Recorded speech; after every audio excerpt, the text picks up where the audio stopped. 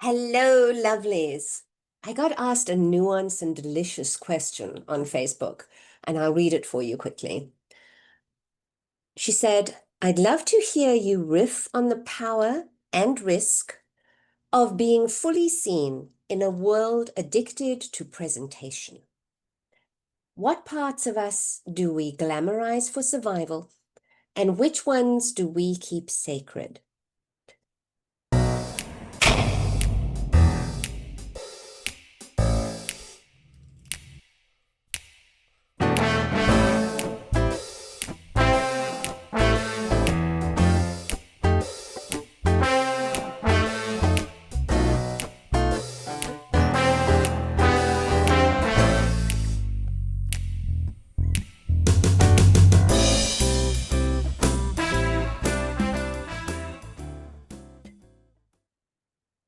I love this for so many reasons. Glamour is nuanced, and it always comes with risk.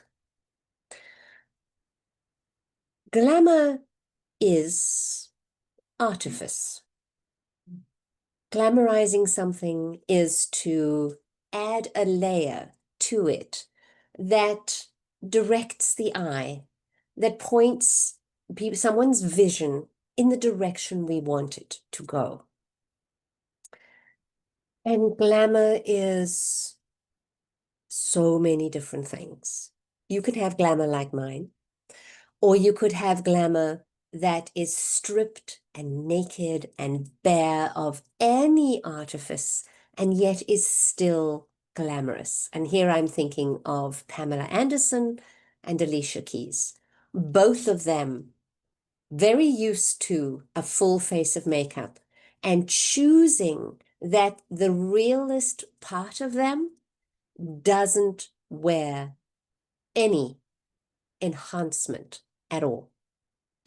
And this is the part of glamour that I wish more people were talking about. Glamour has got to be truth. If it isn't from within, it will be false. It will be naked, not naked. I've got that on the brain now. It will be untrue. It'll be a mask, right?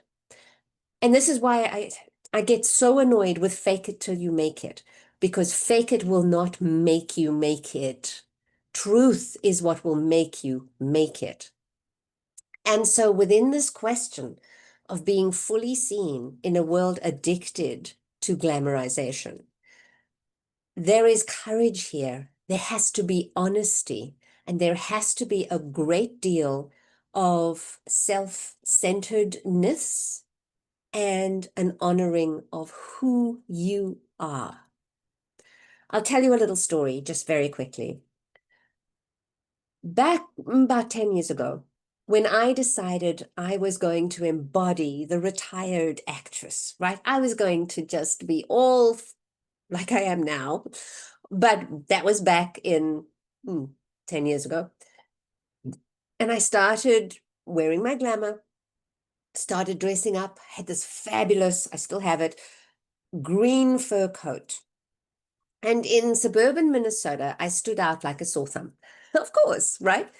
And I remember walking into a store and having somebody come up, like from across the room, and say, I love how you're dressed.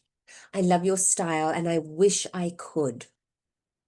This I wish I could came up so often because I read body language, because that's part of my coaching and part of my training on stage.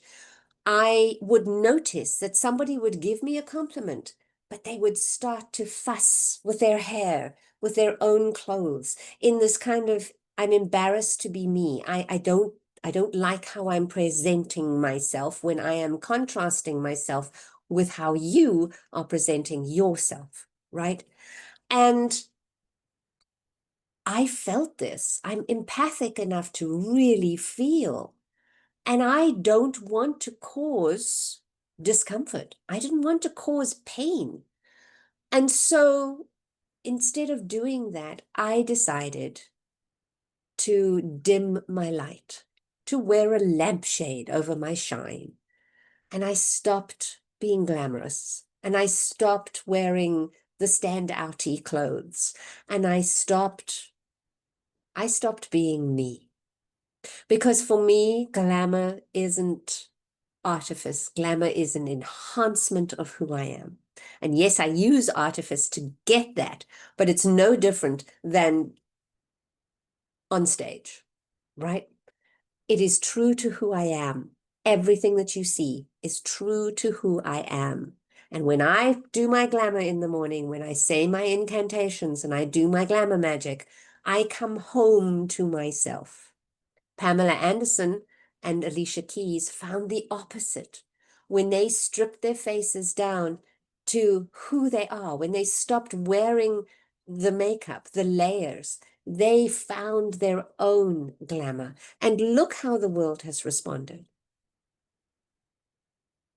When you start deciding what to glamorize, you also have to decide what to hold sacred, what to put a boundary around when you're allowing people to see. And that takes introspection. It takes a lot of coaching, I will tell you that. So if you want a coach who can take you through that, I'm your girl. And it takes honesty. And it also takes time. You can change in an instant. Of course you can. But reality is going to take a moment to catch up, and the people in your current reality will also take a moment to catch up. And in that is a great deal of navigation. But when you follow your yes line, when you follow your truth, when you know what makes you feel good, is it a face clear of makeup, or is it a face full of makeup? Is it wearing standouty clothes, or is it the glam, what they tout now as the capsule wardrobe where you're all in, the old money look? I will tell you, I'm all into old money, but I'm certainly not going to have a capsule wardrobe. I want to have it all. And when you want to have it all, you're going to have it all. You have to be able to handle the criticism and the compliments. You have to be able to handle the work and put boundaries around your rest. You have to have it all. Because this is part of living. This is part of being human. We are paradoxical creatures. And to quote Walt Whitman, we contain multitudes. I hope this has helped. I'd love any other conversations around this. And thank you to Elizabeth for the question.